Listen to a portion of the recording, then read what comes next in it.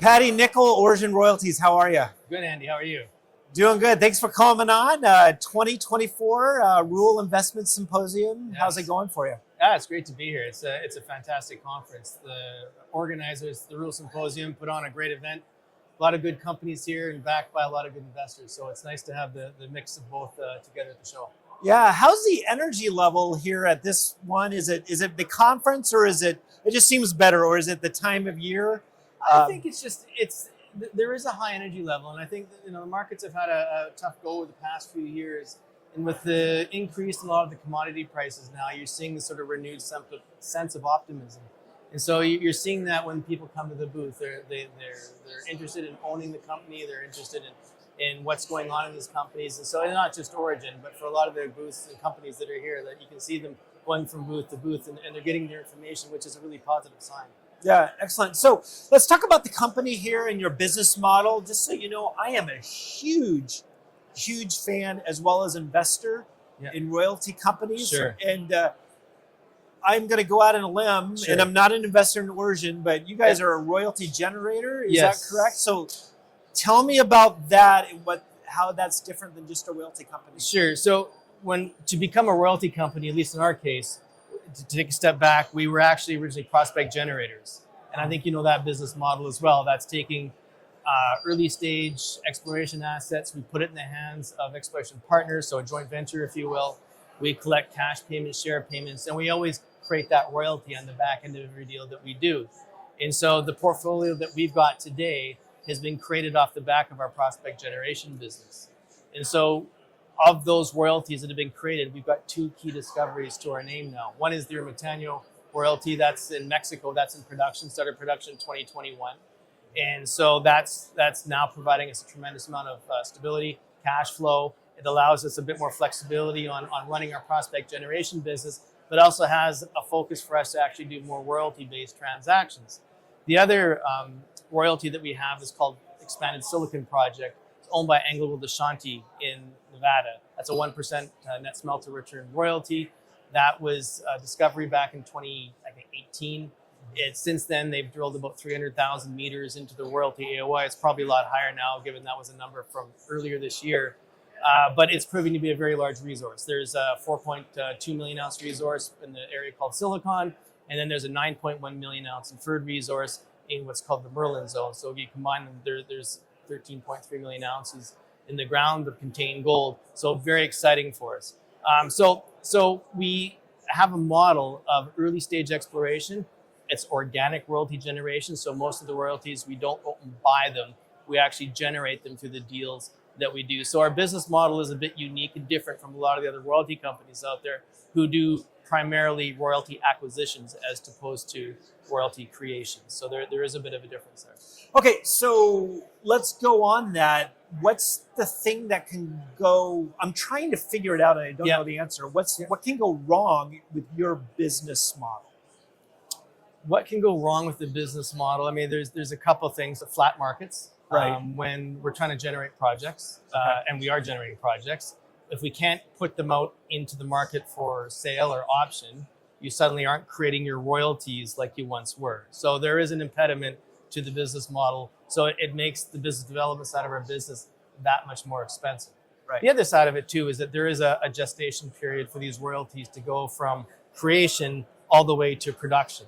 Right? It's not you buy a royalty and next week you've got cash flow. Right. It's that you create a royalty and you wait 5-10 years and you get cash flow. Right. So there is that thing that is a bit of a, I would say maybe an impediment, if you will. But the patient money will see the reward. We don't take on debt by doing it this way.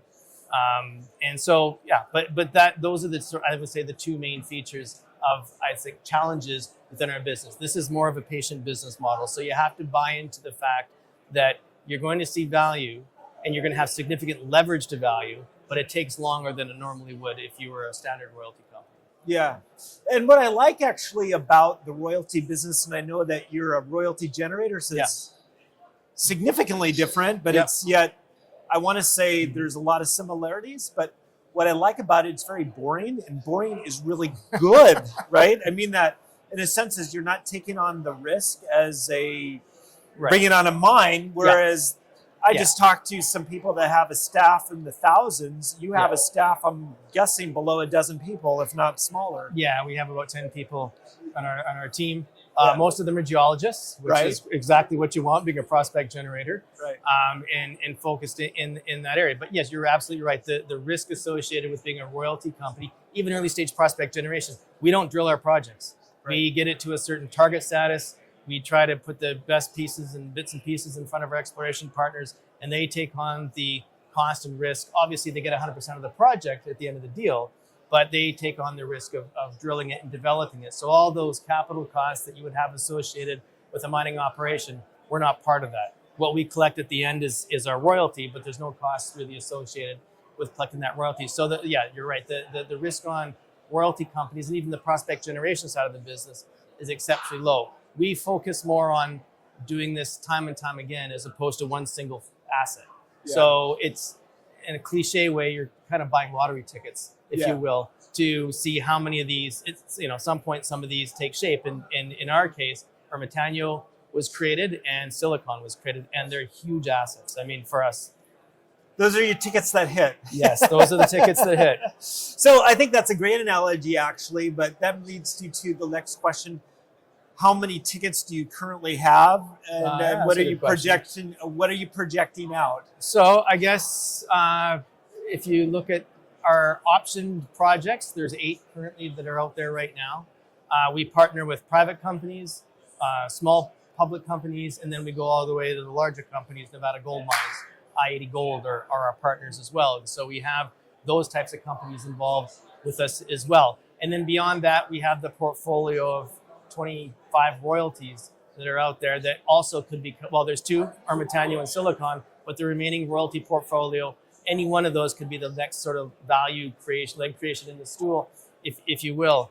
And so there's lots of opportunity to create that. But with respect to the option projects, there's probably upwards of 30,000 meters of drilling being completed on those projects this year.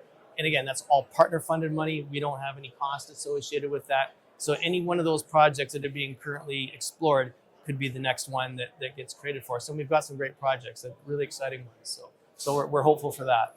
Well, and that leads me to then, how are you really getting the word out? Because this is such, royalty companies have been around for since I'm, Franco, Nevada, or I'm Yes. thinking about that when I was a young kid Yeah. in the 90s, really. Yeah. But it's still, I don't want to say it's a new thing, but still an unknown thing. So how are you educating the public, if you would, and the investors out there? Yeah, I to think know about that? for us, we're at these conferences. I think the business model, especially prospect generation, I think is such a small, such a niche It really model, is. and it's not easy to do. It's very difficult because you're asking your geologist to think of a great idea, whether it's a generative alliance idea or just a project itself, to think of a great project. Then you've got to develop it. Then you've got to find a partner to take it on. So it's sort of this dual pronged process, and get a good deal so you're getting your royalty. And that's not easy to do. Most of the companies who are more single asset focused raise all their money and drill it in one shot. So that's so educating people on that is I think of prime importance. It's very difficult to value prospect generators because you can have a whole bunch of early stage projects, but you don't really know what the true value is because there's no discovery yet. Right. When you get to that discovery is when you get into that with the in our case, you get to that royalty phase, and that's where the value is better understood.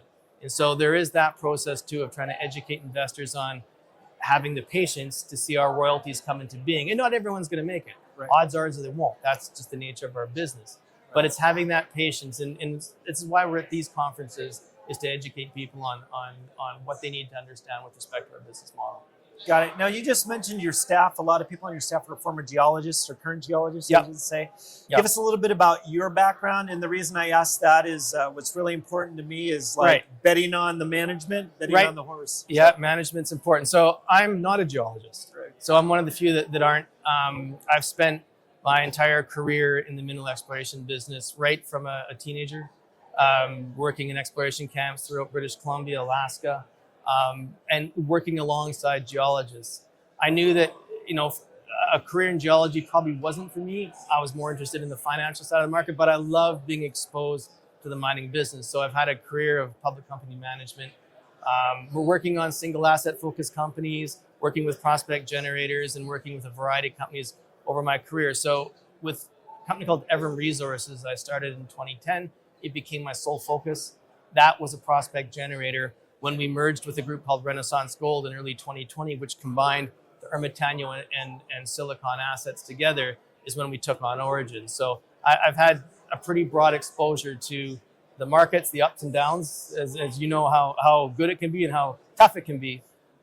But yeah, that's been sort of my history into the business, and I think I've surrounded myself with a great team of people.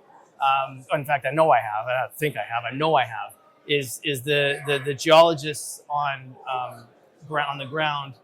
They are fantastic. I mean, look, we've got 2 discoveries, one in Ermitaño, one in Silicon, and that was all because of them. Certainly, it took a lot of drilling to get those deposits, those projects to where they are today. But the kernel of thought, like the idea that those projects were actually or could be worth something, though it's to those guys' credit.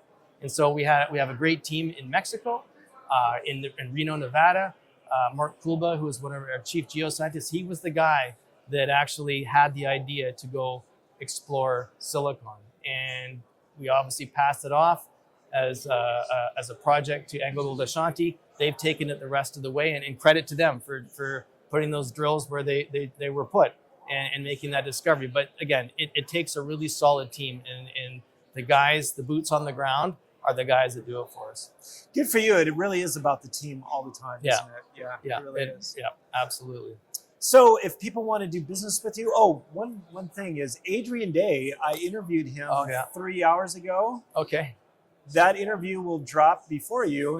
He good. spoke glowingly of you. So nice all of listeners out there, there's a plug. Watch the Adrian Day video. He spoke glowingly of Patty and thank you. everything that you guys are doing there at Orogen. Yes. Yeah. Yeah. And but if people want to do business with you, they want to learn more about the company or buy your stock. How do they do that? Visit. Number one, you can visit the website www.orogenroyalties.com. You can email me at any time. My name's Paddy, Paddy at orogenroyalties.com. And I'm happy to answer any questions you guys might have. Let us know. What's your ticker symbol and where are you traded? OGN on the Vancouver TSX Venture Exchange. I shouldn't say Vancouver. That's old style. Excellent. Well, thank you very much, Patty. It's great to meet you, and thank you for coming on board. Thanks, Andy. You're welcome. Cheers. Cheers.